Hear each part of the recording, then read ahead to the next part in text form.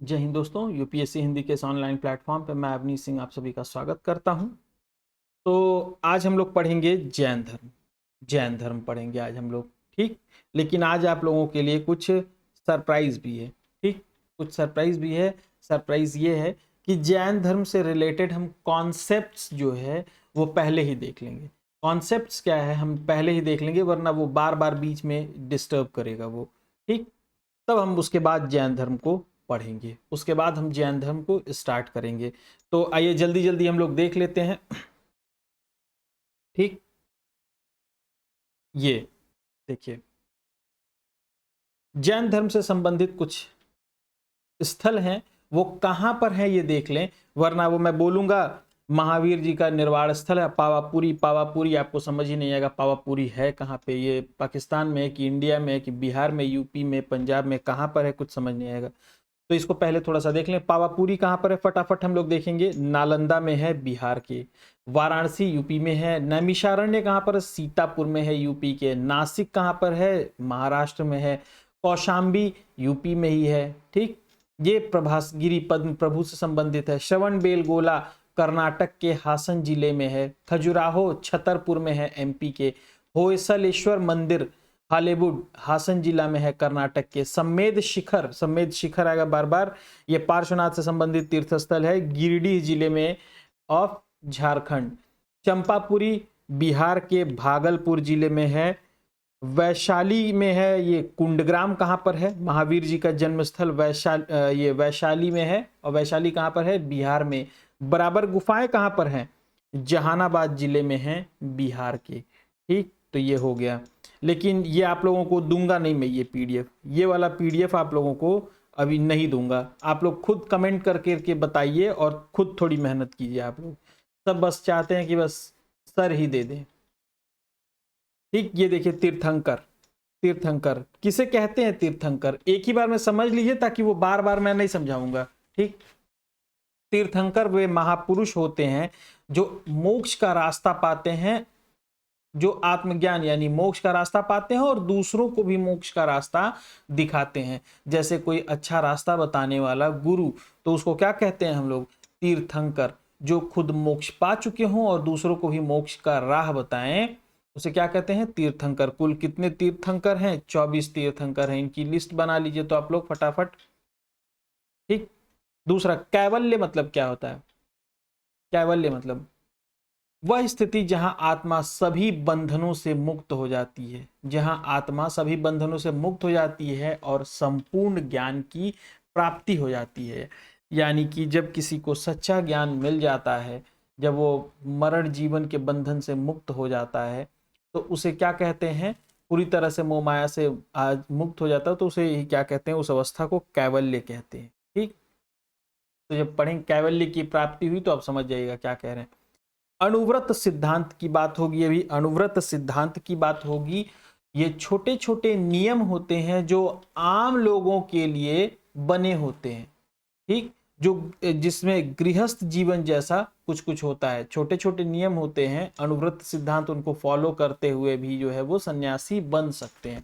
थोड़ा सा ये आसान होता है ये जैन धर्म के सभी सिद्धांतों के मुकाबले।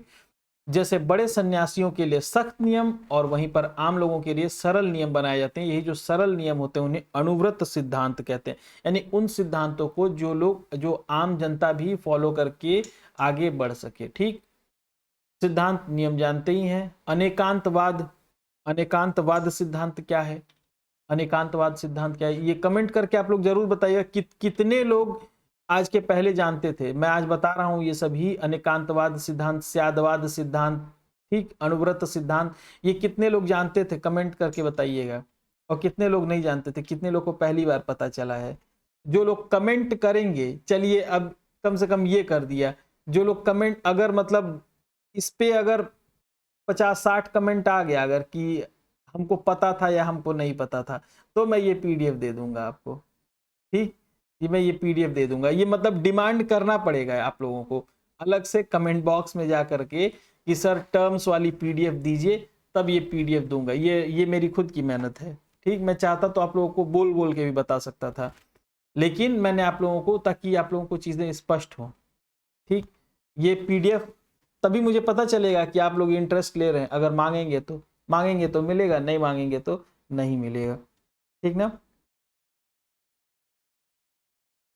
तो अनेकांतवाद सिद्धांत क्या है? यह मान्यता कि कोई चीज एक ही नजरिए से नहीं देखी जानी चाहिए, हर चीज को कई नजरियों से देखना और समझना चाहिए। यानी एक ही बात को अलग अलग लोगों के निगाह से देखा जाना चाहिए, अलग अलग तरीकों से देखा जाना चाहिए और सबकी बात को समझना चाहिए। यही क्या है? अनेकांतवाद। नेक्स्ट है स्यादवाद सिद्धांत। किसी भी बात को पूरी तरह सही या गलत नहीं कहा जा सकता है, वह परिस्थितियों पर निर्भर करता है, ठीक ना।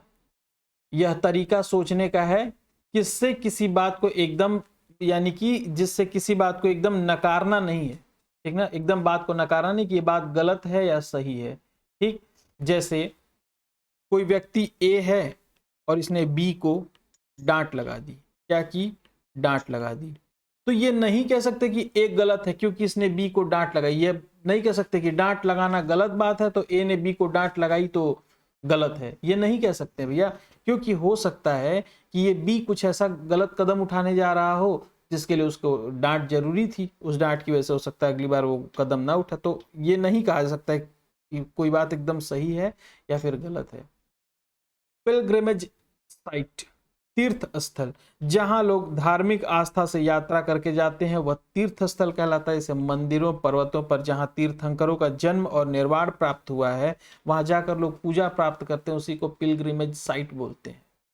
संप्रदाय तो पता ही है, किसी धर्म के भीतर अलग अलग तरीके मानने वाले समूह को क्या कहते हैं? संप्रदाय, ठीक। धर्म एक हो गया, उसमें कोई अलग मान रहा है, कोई अलग, जैसे यापनीय धर्म कुछ और मान रहा है, श्वेतांबर कुछ और मान रहे, दिगंबर कुछ और मान रहे हैं, तो ये क्या हो गए? संप्रदाय हो गए छोटे छोटे। तो श्वेतांबर क्या कहते हैं? श्वेतांबर जो सफेद कपड़े पहनते हैं, यानी कपड़े पहनते हैं और सफेद पहनते हैं, उन्हें श्वेतांबर। और दिगंबर, दिगंबर कहने जो बिना वस्त्र वाले जो साधु होते हैं, जो वस्त्र धारण नहीं करते हैं, नग्न अवस्था में रहते हैं, उनको दिगंबर कहते हैं, ठीक। मोक्ष क्या है? जब आत्मा जन्म मरण के चक्र से मुक्त होकर परम शांति को प्राप्त कर लेती है, यानी जब आत्मा कोई दुख या जन्म मरण के चक्कर में नहीं रहती है, उस अवस्था को क्या कहते हैं? मोक्ष कहते हैं। उस अवस्था को क्या कहते हैं?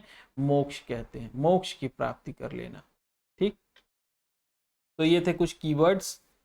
मैं बहुत पीएचडी होल्डर नहीं बनाना है मुझे आप लोगों को, बस थोड़ा बहुत समझ लीजिए ताकि आपको जो है क्लास समझ में आ जाए, ठीक।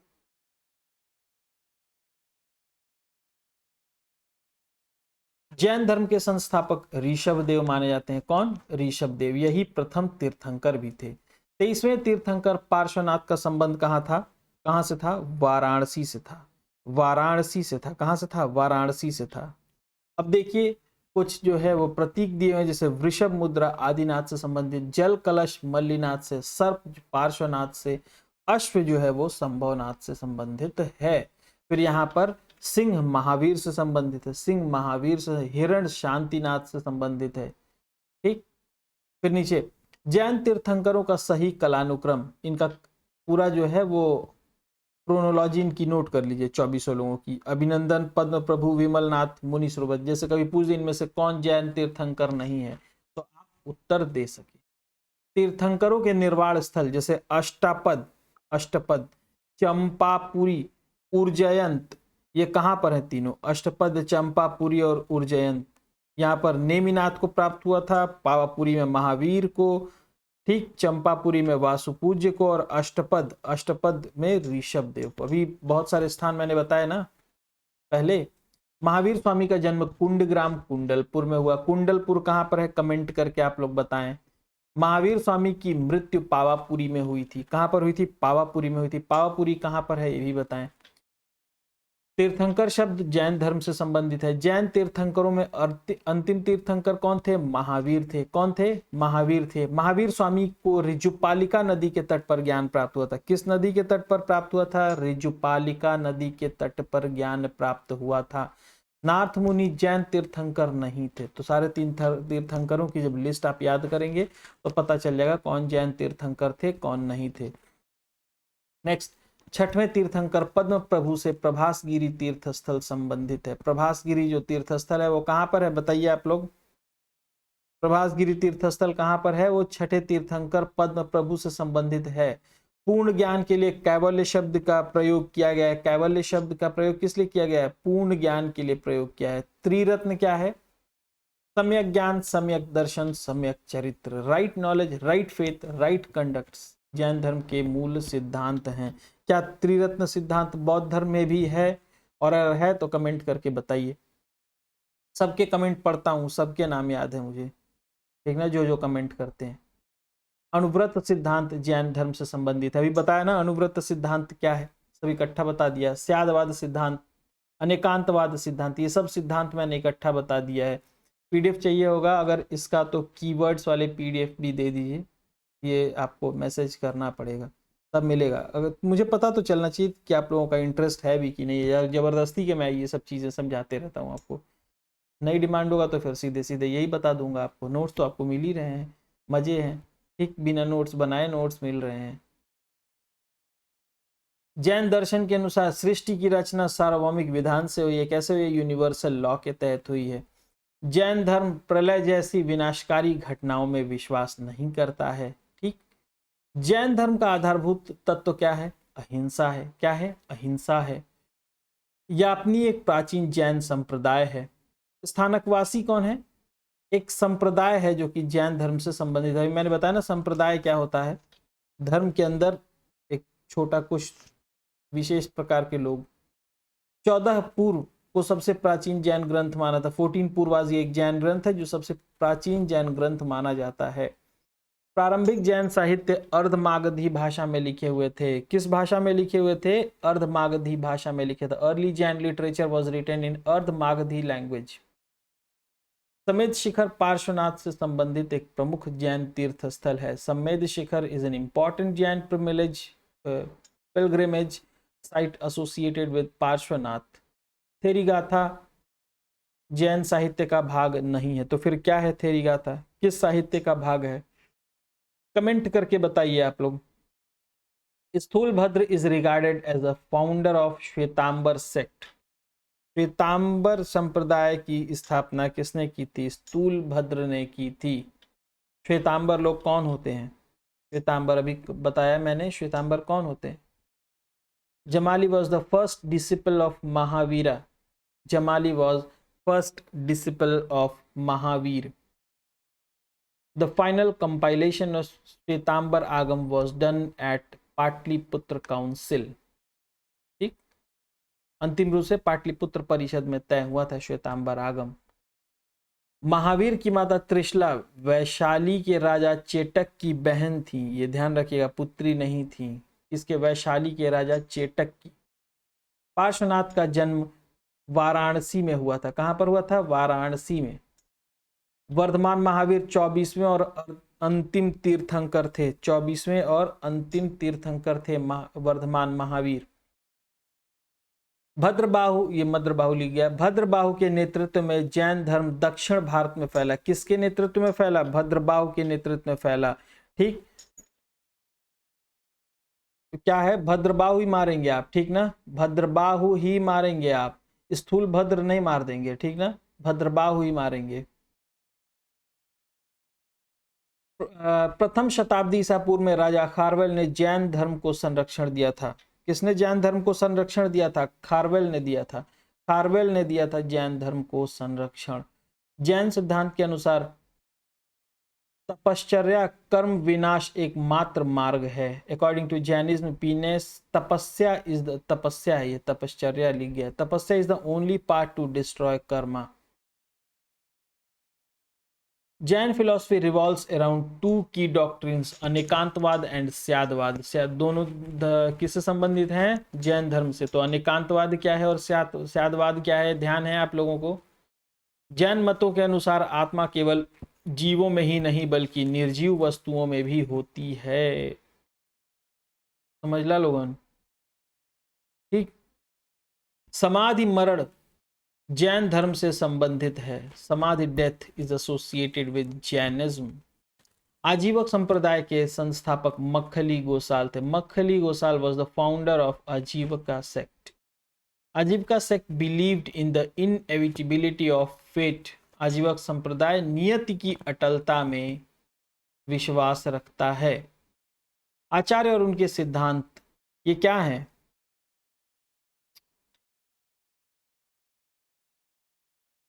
आचार्य और उनके सिद्धांत। अब ये कैसे आचार्य हैं, कौन लोग हैं ये लोग, बताइए। ये आचार्य यहाँ पे कहाँ से आ गए? ठीक, लकुलीश, पशुपत लकुलीश, शून्यवाद नागार्जुन, भद्रबाहु, ठीक ना।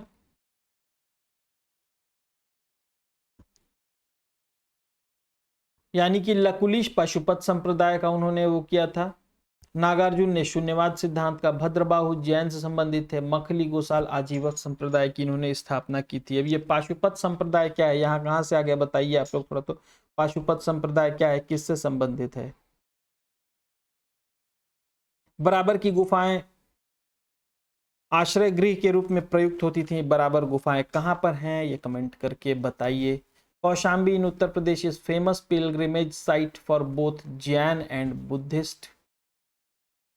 भारत का सबसे बड़ा बौद्ध मठ अरुणाचल प्रदेश में स्थित है। कहां पर? अरुणाचल प्रदेश में। The temple of Khajuraho were build by the Chandela rulers. The temple of Khajuraho was build by the Chandela rulers. The Hoysaleswara temple is dedicated to lord Shiva. किसे समर्पित है? लॉर्ड शिवा जी को, शिव जी को समर्पित है। श्रवण बेलगोला में गोमतेश्वर यानी जिसको बाहुबली कहते हैं, उनकी 57 फीट ऊंची प्रतिमा चामुंडराय ने स्थापित करवाई थी। The 57 feet tall statue of Gommateshwara यानी Bahubali at Shravana Belagola was established by Chamundaraya. Shravana Belagola कहाँ पर स्थित है बताइए? श्रवण बेलगोला कहाँ पर स्थित है? महामस्तकाभिषेक महत्वपूर्ण धार्मिक आयोजन है जो बाहुबली से संबंधित है। किससे संबंधित है? बाहुबली। ये देखिए यहाँ भी नाम बाहुबली आ गया, यहाँ भी नाम कौन है ये बाहुबली? कहाँ से इनका संबंध है? किसके पुत्र थे ये? बाहुबली प्रथम तीर्थंकर ऋषभ देव के पुत्र माने जाते हैं। Bahubali is considered as the son of Tirthankara Rishabhnath. ठीक, तो ये थे आज के आपके नोट्स। ये नोट्स आपको मिल जाएंगे। ठीक, और आप लोग प्रश्न जरूर हल करें, जा करके प्रश्न जरूर हल करें। किताबों के नाम मैं नहीं बताता हूं, क्योंकि जैसे ही मैं किसी पब्लिकेशन का नाम बताऊंगा कि इस पब्लिकेशन की किताब ले ली, यहाँ से प्रश्न हल कर लीजिए, अगले दिन से आपके दिमाग में जगह लगता है सर कमीशन ले लिए हैं, उसी किताब का प्रचार कर रहे हैं लग रहा है, इसीलिए है ना। तो इसीलिए मैं किताब का नाम नहीं लेता हूँ। बहुत फेमस किताबें हैं, बहुत सारी, आप लोग जाके मार्केट से खरीद करके उनके प्रश्न हल करें। ठीक, तो आज के लिए इतना ही। जय हिंद।